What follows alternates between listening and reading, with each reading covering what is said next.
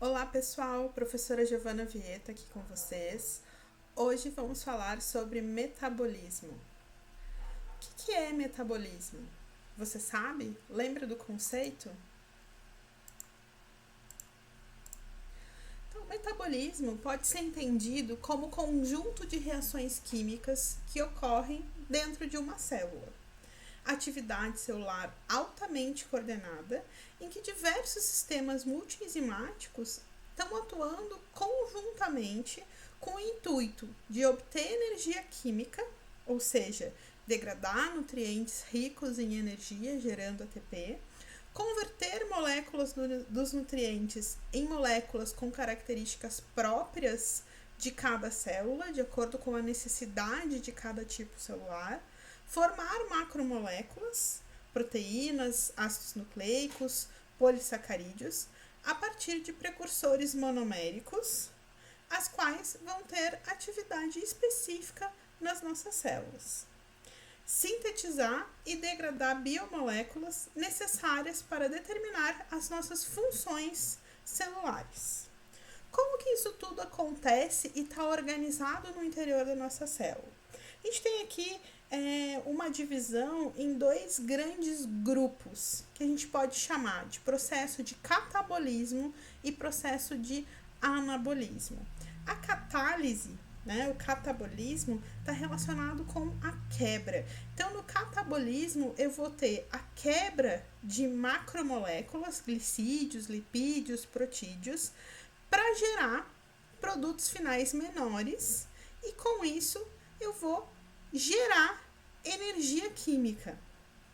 Já o processo de anabolismo, ele faz com que moléculas de aminoácidos, monossacarídeos, ácidos graxos e nucleotídeos sejam agrupados em macromoléculas como polissacarídeos, proteínas, lipídios e ácidos nucleicos. Ele gasta energia para gerar macromoléculas que poderão ser catabolizadas, gerando uma energia muito maior do que aquela que foi gasta. Então, o que a gente tem que entender? Que catabolismo e anabolismo são cíclicos. Um acontece em função do outro. O metabolismo em humanos, ele atua sobre diferentes vias metabólicas. Eu trago aqui aquelas que são mais importantes e que a gente vai ver nas próximas aulas, passo a passo, isoladamente. Então, a gente começa com a glicólise, que é a oxidação da glicose a fim de gerar ATP. O ciclo de Krebs, oxidação do acetil-CoA, também a fim de gerar energia.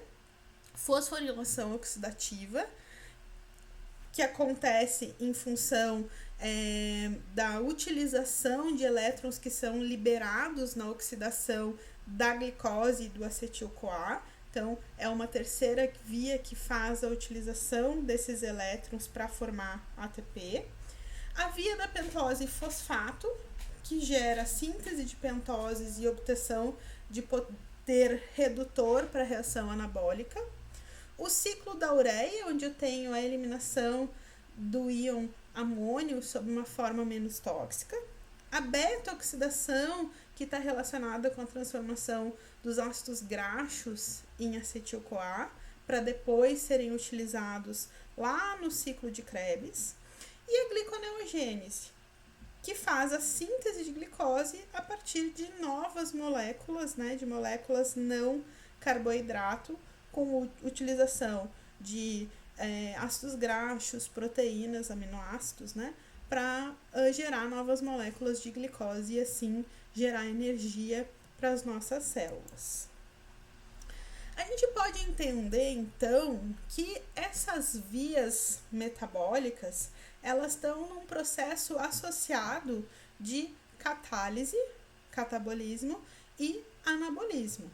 Então, olha lá, a gente pode colocar o acetil-CoA como centro disso tudo, onde eu tenho os processos de catabolismo, de quebra das macromoléculas, com a finalidade de gerar acetil-CoA e, com isso, utilizar esses substratos e o acetil-CoA para geração de energia, de ATP.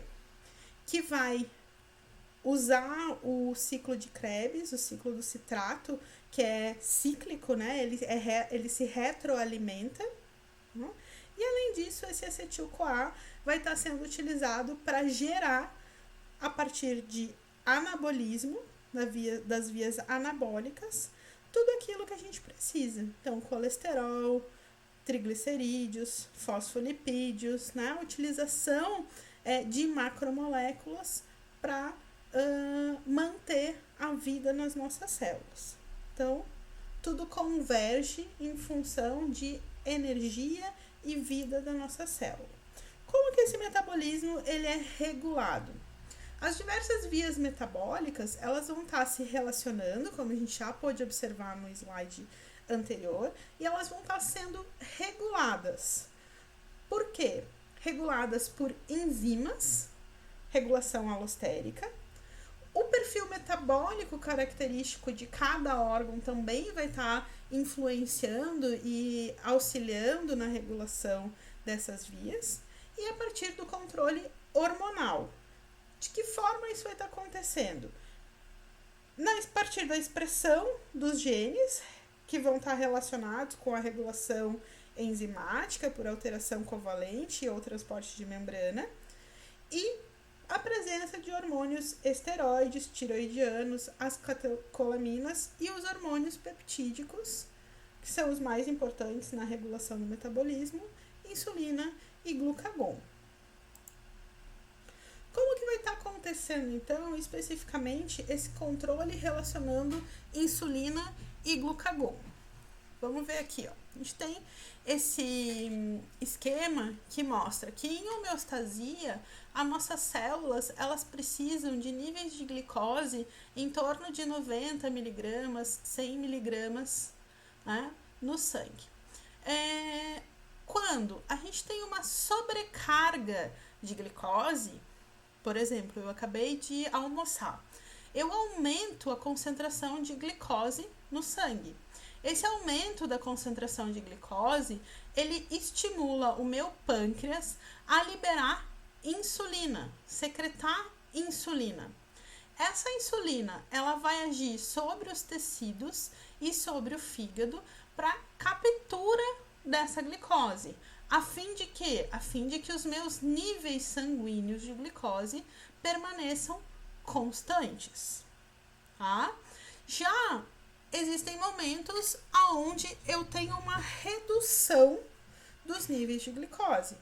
Vamos pensar lá aquela hora antes do almoço ou antes do jantar que a gente está com fome, né? Fazem mais de 4 horas que a gente fez a última refeição e o nosso açúcar, ele reduziu.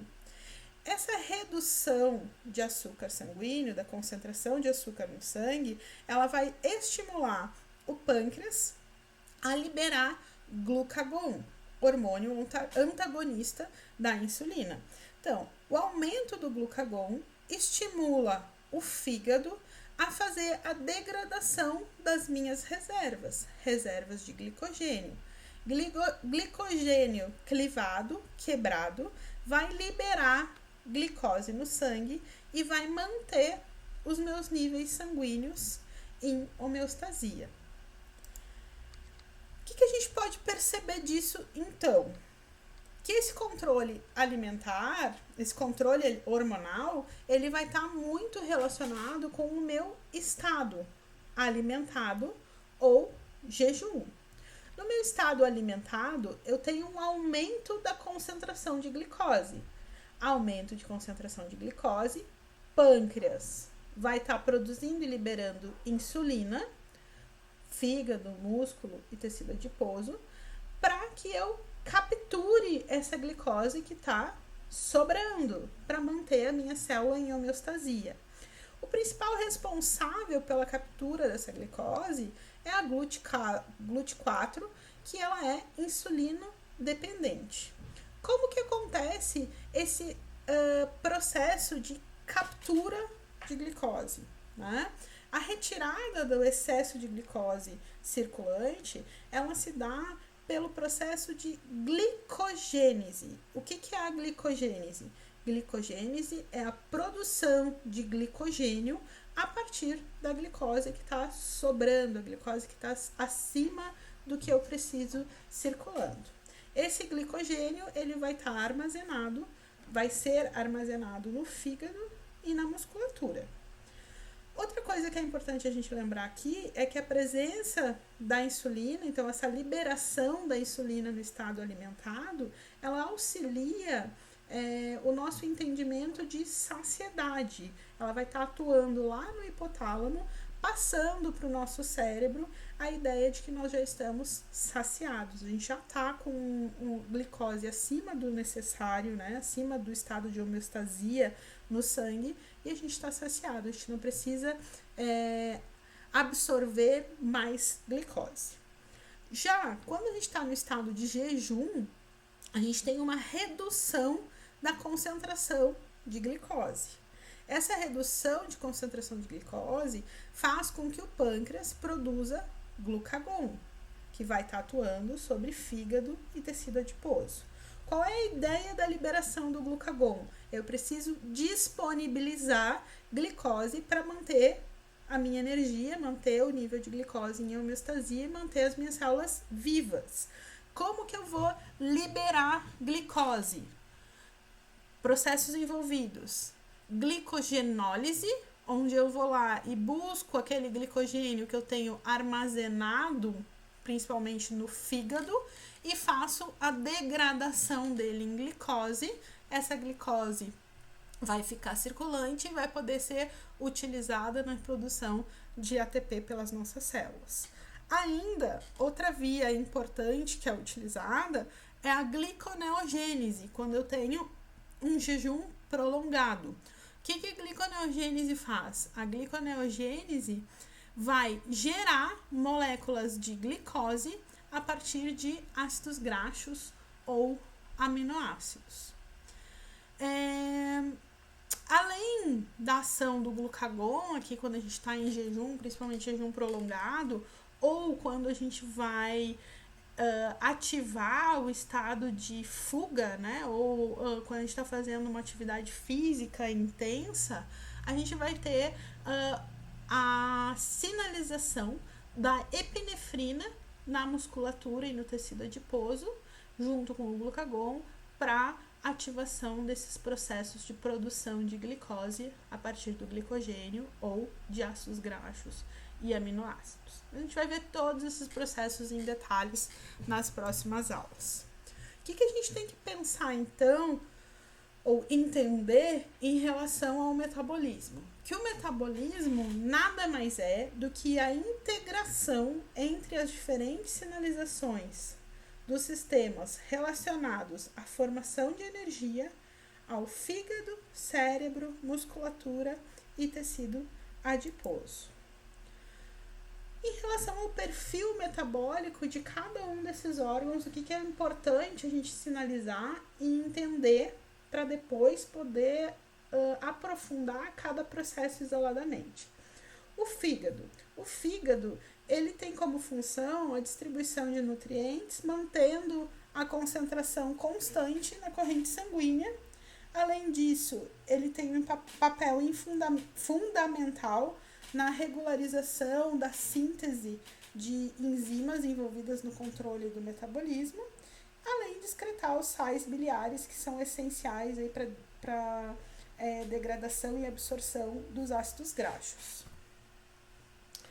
Vamos falar um pouquinho, então, de como isso tudo está envolvido no fígado. Tenho lá a presença de glicose 6-fosfato. Essa glicose, ela está sendo, ela está livre na corrente sanguínea e ela vai ser utilizada na via das pentoses, liberando NADP, gerando ribose 5-fosfato mais CO2. Essa ribose pode ser utilizada para a formação de nucleotídeos.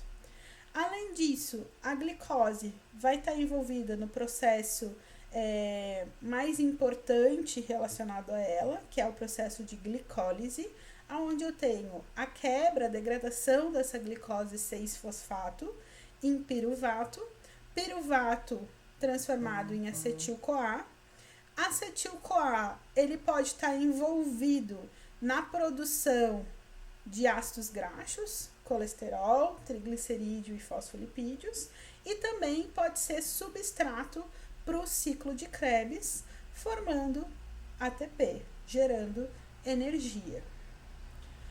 O excesso de glicose sanguínea, por sua vez, quando a gente está num estado alimentado, ele pode ser capturado, armazenado em glicogênio hepático. Ainda, a gente tem uma ação muito importante do fígado vinculado à presença dos ácidos graxos.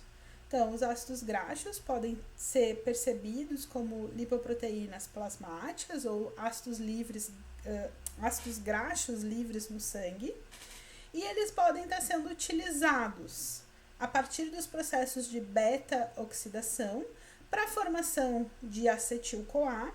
O acetil-CoA, mais uma vez, pode ser entendido pelas nossas células como substrato para o ciclo do ácido cítrico, para o ciclo de Krebs, gerando energia, formando o ATP necessário para a nossa célula.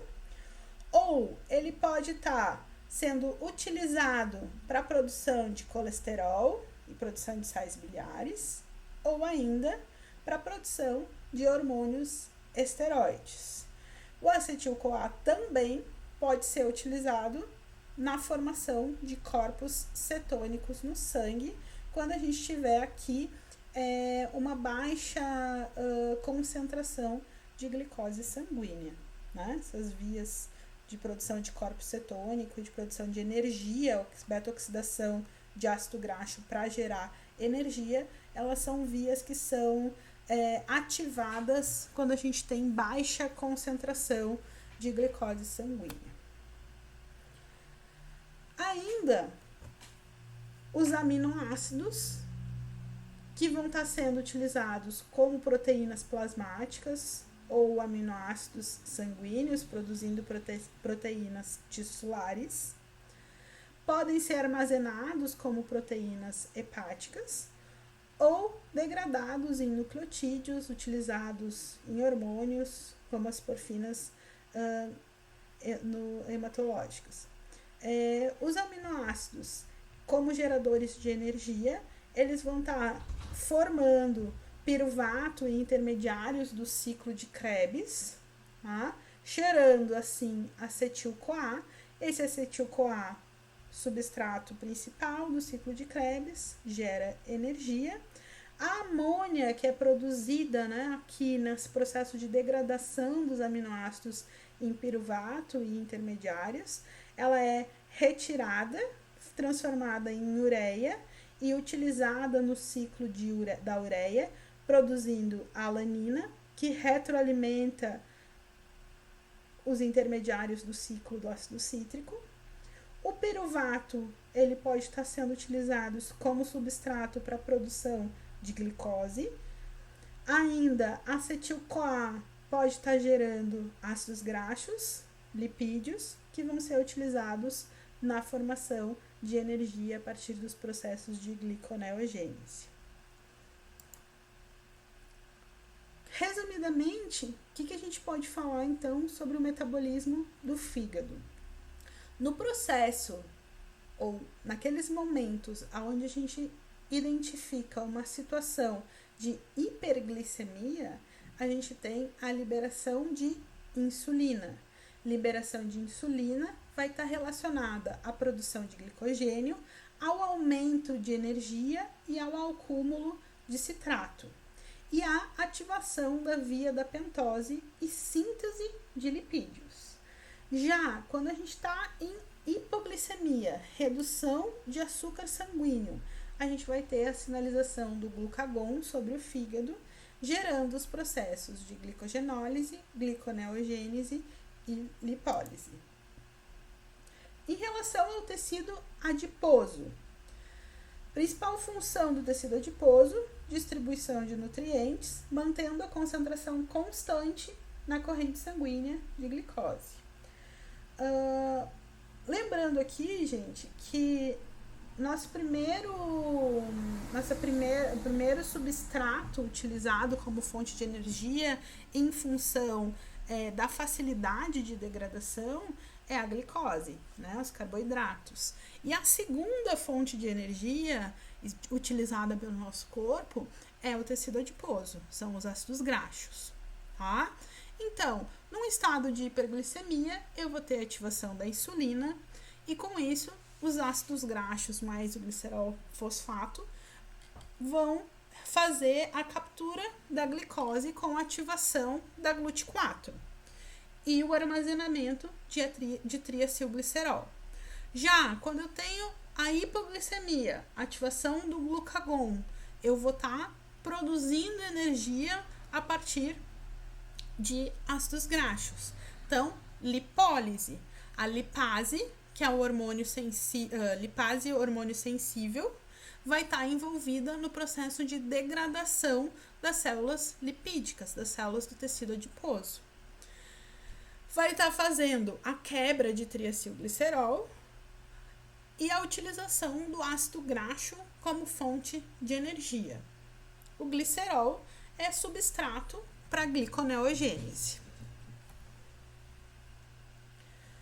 No músculo, no estado de hiperglicemia, a gente tem a atuação da insulina, então a gente vai estar observando a entrada de glicose vinculada, né, ligada aos receptores GLUT4 e a utilização dessa glicose que está chegando na musculatura para síntese de glicogênio muscular.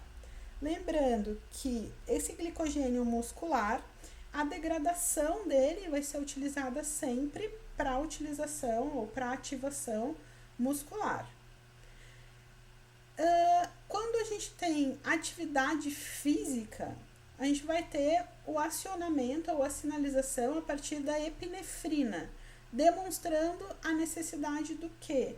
Glicogenólise. Esse músculo, ele utiliza a glicose, a pouca glicose livre na circulação e ele sinaliza a partir disso a necessidade de degradação das reservas de glicogênio muscular para geração de energia e manutenção das células nesse momento de atividade.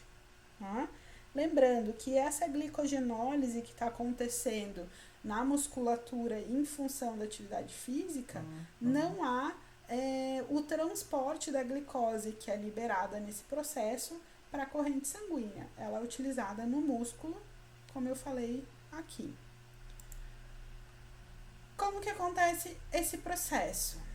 Então, na atividade leve ou prolongada, eu vou ter a utilização inicial do ácido graxo, dos corpos cetônicos que estão sendo produzidos nesse processo e da glicose sanguínea que está circulante, né? Que está servindo de energia para a célula. Então, quebra dessa glicose circulante inicialmente com ativação da degradação de ácidos graxos e utilização dos corpos cetônicos, liberando CO2, né?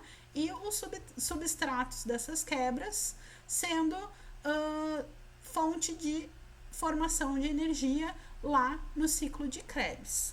Tá? Quando eu tenho uma atividade mais pesada, né, ou atividades que demandam a liberação de uma alta concentração, de uma alta quantidade de energia, eu vou ter a quebra do glicogênio muscular, quebra direta do glicogênio muscular. Então, a utilização, a produção de energia em anaerobiose e a produção de lactato.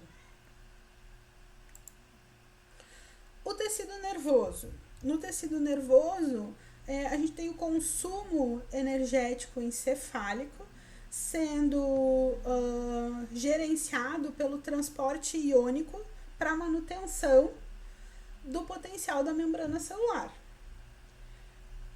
O nosso encéfalo, ele é praticamente desprovido de estoque de energia. Então, eu preciso o tempo todo estar recebendo esses substratos a partir da circulação sanguínea. E a demanda de glicose pelo tecido nervoso, é em torno de 150 gramas por dia, ou seja, 0,7 milimolar por grama de tecido cerebral a cada minuto. A fonte de energia preferencial do cérebro é a glicose, né? Então, a gente utiliza a glicose, faz a quebra da glicose, a glicólise, a liberação de CO2 nessa quebra de glicose e a utilização como fonte de energia para o tecido encefálico. Em casos extremos, onde a gente tem uma redução muito grande da concentração de glicose, como por exemplo em jejum extremamente prolongado, a gente pode estar fazendo a utilização dos corpos cetônicos como fonte de energia para o cérebro. Tá? E é importante a gente lembrar que a barreira hematoencefálica, né, ela tem uma ação seletiva, então ela também tem uma ação seletiva frente às moléculas que vão estar sendo utilizadas para a geração de energia para o tecido nervoso. Com isso, a gente conseguiu ter um panorama geral desse controle do metabolismo em relação aos principais órgãos. E agora a gente vai falar um pouquinho da relação, né, ou aprofundar um pouquinho dessa relação das respostas com o período do dia. Pensando em períodos absortivos, onde a gente tem um estado alimentado, alta concentração de glicose sanguínea, o período de jejum propriamente dito e períodos de jejum prolongado, o que vai estar servindo de substrato para geração de energia em cada um desses momentos. Então, o período absortivo está relacionado como período até 4 horas após as principais refeições do nosso dia. E a gente vai ter aqui, como falado anteriormente, a insulina, né, o efeito da insulina prevalecendo nesse momento. Então, período absortivo, alta concentração de glicose circulante, insulina sendo liberada pelo pâncreas na veia porta. O intestino, nesse momento, está fazendo a absorção de glicose, de aminoácidos, né, de ácidos graxos, quilomicrons aqui, e a insulina sendo liberada no sistema sanguíneo. Essa sinalização faz com que a glicose circulante ela seja armazenada pelo fígado em glicogênio. Além disso, essa glicose vai estar servindo como substrato energético direto para o cérebro, vai estar sendo armazenada no tecido adiposo, na forma de gordura, junto com os ácidos graxos, né, os quilomicrons que estão sendo absorvidos aqui, estão produzindo gordura, e vai estar sendo utilizada para a produção de piruvato, que gera a nossa reserva, né, pode ser utilizado como substrato para a produção de tecido adiposo, de ácidos graxos, de lipídios. Os aminoácidos que estão sendo absorvidos, eles vão estar sendo utilizados para síntese de proteínas, vão estar sintetizando piruvato, que alimenta essa rota que a gente já falou de utilização, e vão estar gerando ureia, que vai ser utilizada lá no ciclo da ureia. Tá? O que mais que a gente tem aqui? A glicose sendo utilizada como fonte de energia direta para o músculo, armazenando o glicogênio muscular e sendo utilizada para manter a movimentação. O tempo todo a gente está contraindo musculatura, então a gente está utilizando energia para isso, né, para o funcionamento dessa maquinaria muscular, e isso gera a liberação de lactato, mais uma vez esse lactato sendo substrato para a formação de piruvato e a retroalimentando todo o ciclo que a gente já falou. O que a gente ainda tem ilustrado aqui nessa imagem? Os eritrócitos, eles são células responsáveis pela circulação do oxigênio, carreamento do oxigênio, né? Os nossos glóbulos vermelhos, as nossas hemácias. Tem hemoglobina, a hemoglobina se liga ao oxigênio, o oxigênio é carreado pela circulação sanguínea.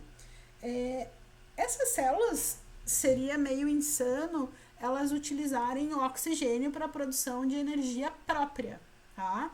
Então, elas fazem o uso do lactato e elas acabam liberando esse lactato, produzindo piruvato, né? Usando esse lactato, produzindo piruvato e alimentando ou retroalimentando todo esse processo.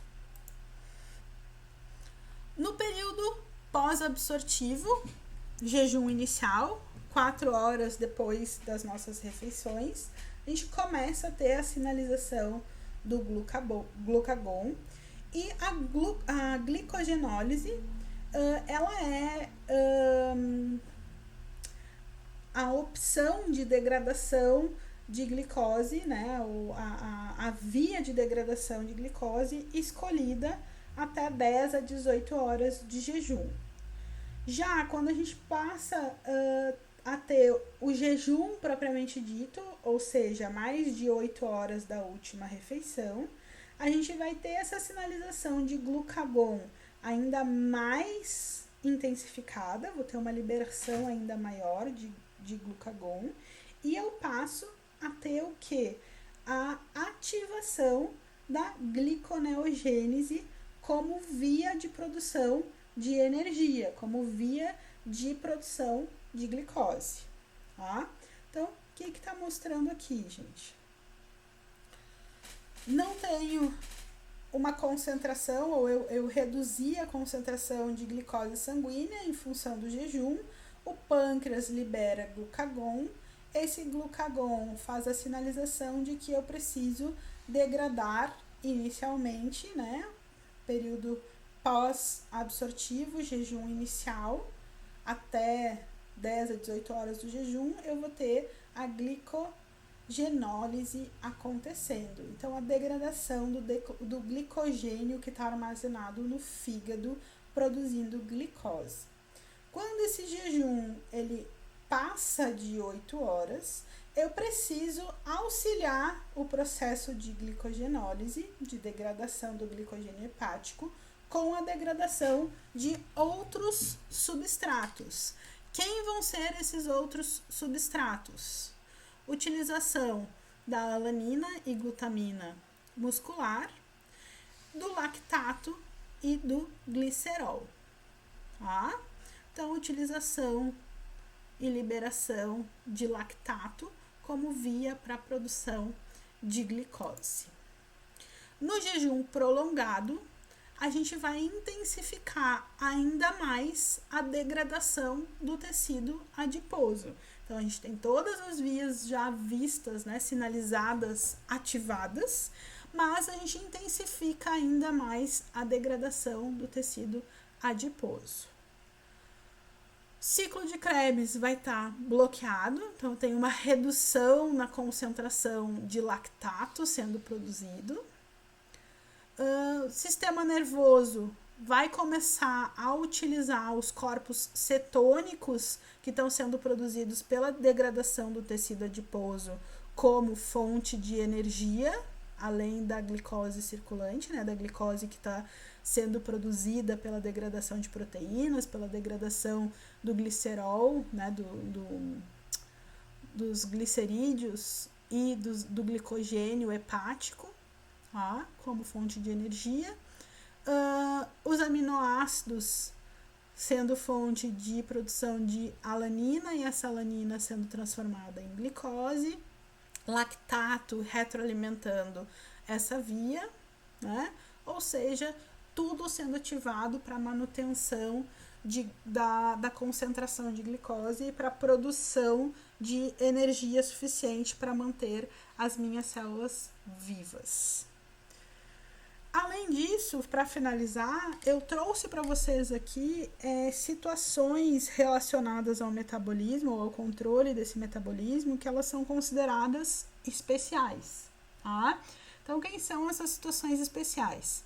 obesidade e diabetes.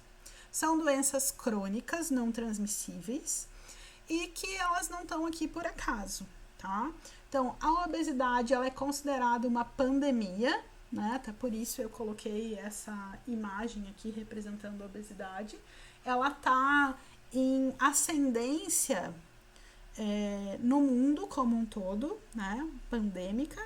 Aqui eu trouxe para vocês uma representação do quanto ela está aumentando no Brasil até 2012, esse gráfico. Hoje a gente já está em torno de 20% de obesidade entre os brasileiros, tá?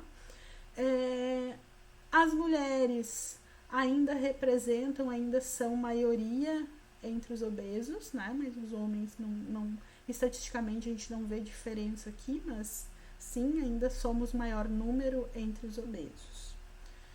Em relação ao diabetes, praticamente 7% da nossa população, 6,9% da população brasileira hoje vive com diabetes. A gente tem alguns tipos de diabetes, né? Diabetes tipo 1, tipo 2, diabetes gestacional, mas as mais comentadas são diabetes, ou as mais frequentes, diabetes tipo 1, diabetes insulino dependente, onde eu tenho um erro, né? Uma sinalização que faz com que eu não produza insulina, então uma alteração genética que inibe a produção de insulina, e a diabetes tipo 2, que está vinculada a mau hábito alimentar, sedentarismo, tá? Então, ela é considerada a diabetes adquirida. Conceito de obesidade é uma doença crônica caracterizada pelo excesso de gordura corporal que acaba causando um prejuízo à saúde do indivíduo, né, alterando os processos metabólicos. A gente tem normalmente no indivíduo obeso um predomínio do estado alimentado, onde a glicose, a concentração de glicose sanguínea, ela por muito mais tempo durante o dia, ela está acima da homeostasia, tendo uma liberação contínua praticamente de insulina, o que gera a síndrome de intolerância à glicose, tá? O sinal e sintoma de intolerância à glicose. Os indivíduos obesos, eles acabam desenvolvendo o que os médicos determinam como síndrome metabólica, que está relacionado à intolerância à glicose, resistência à insulina no paciente diabetes tipo 2, ou seja, ele produz insulina, ele tem a liberação dessa insulina, a produção é aumentada quando ele tem uma maior concentração de glicose sanguínea, mas como ele está sempre com aquela insulina presente para a célula acaba não percebendo mais essa sinalização e o indivíduo passa a ficar resistente à insulina. Dislipidemia, né, em função do acúmulo de gordura corporal, então a absorção aumentada de ácidos graxos vai gerar uma maior produção de triglicerídeos, de colesterol, de LDL. E a hipertensão arterial, tanto em função da resistência à insulina, dos maiores níveis de glicose, quanto ao processo de dislipidemia, ele vai ter um quadro de hipertensão arterial que pode levar muitas vezes ao desenvolvimento de acidente vascular encefálico. A classificação, eu acho que é conhecida por todos nós, né? O IMC para determinar sobrepeso ou obesidade. Então, o IMC do indivíduo normal é de 18,5 a 24,9. Sobrepeso até 25 a 29 já é considerado pré-obeso. Obesidade tipo 1 até 34,9, tipo 2 de 35 a 39,9 e o obesidade tipo 3, que é o obeso mórbido, quando o IMC é maior que 40. No indivíduo com diabetes, diabetes é uma doença crônica na qual o corpo não produz insulina, diabetes tipo 1, ou não consegue utilizar corretamente a insulina que produz, diabetes tipo 2. Tá? Como eu falei antes, as células elas passam no diabetes tipo 2 a não entender mais a presença da insulina, né? E no tipo 1 não tem. Então o organismo ele vai estar se comportando sempre como se ele estivesse em jejum, ou seja, vai estar ativando, além dos níveis de glicose já estarem aumentados, as nossas células elas estão o tempo todo buscando degradar substratos para aumentar ainda mais a concentração de glicose sanguínea, porque a sinalização que elas têm é que elas estão em jejum. Então, o paciente diabético ele está com glicogenólise ativada, gliconeogênese ativada, lipólise ativada, mesmo em estado alimentado. Trouxe esse gráfico aqui para vocês, que ele mostra, né, o que seria considerado normal em relação aos níveis de glicose pós-prandial, né, pós estado de alimentação. Então, no momento que a gente consome, no momento que a gente se alimenta, essa glicose ela começa a subir, ela chega 1 hora, 35, 40 minutos até 1 hora após a alimentação, ela chega ao pico, né, em torno de 140 miligramas por decilitro de glicemia, né, e a partir disso ela vai reduzindo, ficando inferior a 100 no indivíduo normal, né? Depois de 2 horas da gente ter se alimentado, da gente ter comido alguma coisa, a nossa glicose ela precisa estar menor que 100 para a gente entender que as nossas células estão funcionando adequadamente. No pacientes com diabetes leve, né, ele já parte de níveis basais de glicose mais elevado, né? Então acima de 100 miligramas por decilitro. Depois que ele se alimenta, esses níveis eles vão muito próximo a 200 miligramas por decilitro, e o tempo de redução, né, de retorno ao que seria a normalidade dele é maior. A gente vai ter lá em torno de 4 horas para esses níveis de glicose se estabilizarem. Na diabetes severa, a gente já tem pacientes muito descompensados, com níveis glicêmicos bem aumentados. Em estado alimentado, isso sobe ainda mais e leva muito tempo para voltar ao estado basal deles, né? Gerando mal-estar, gerando uma série de sinais e sintomas aqui depois da alimentação. Concluindo então, gente, a ideia dessa aula é que a gente consiga visualizar a integração do metabolismo, tá? Então, o quanto isso é importante pro nosso corpo, tá? Então, atingido esse objetivo, a gente pode concluir que os diferentes processos de regulação integrada, eles visam estabelecer um nível de glicose plasmático constante, além de outros nutrientes, como ácidos graxos e corpos cetônicos, satisfazendo a necessidade dos diferentes tecidos e células do nosso corpo. Com isso, eu finalizo a minha fala e deixo aí o questionamento para vocês quanto a dúvidas. Amanhã a gente se encontra na nossa webconferência, então levem as suas dúvidas ou entrem em contato, né, por e-mail,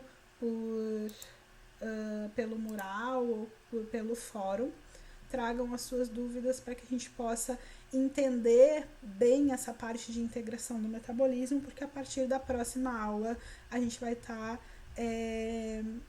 desvendando um pouquinho mais sobre cada uma dessas vias metabólicas, como que acontece, quais os substratos envolvidos na glicólise, glicogênese, gliconeogênese, né? Então todo o processo que a gente viu rapidamente aqui, certo? Um abraço, até a nossa webconferência.